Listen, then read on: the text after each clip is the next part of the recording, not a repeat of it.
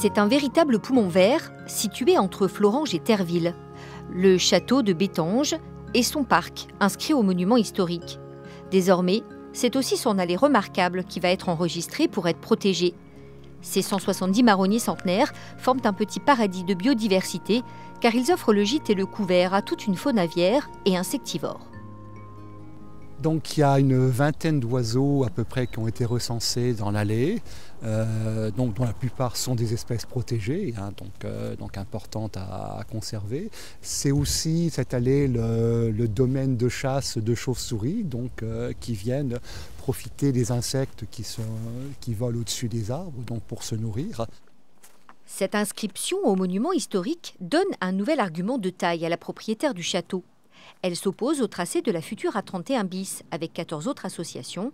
Et pour cause, à la départementale actuelle s'ajoutera une 2 fois 2 voies à ciel ouvert le long de l'allée des Marronniers, avec en plus la sortie du tunnel sous Fleuranges à quelques mètres des arbres.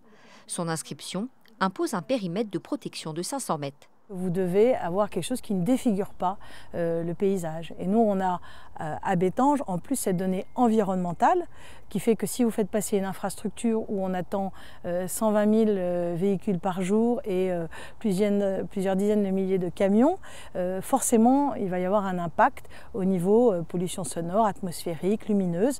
Et donc, c'est tout cet aspect architectural et environnemental qu'on demande de prendre en compte dans le futur projet.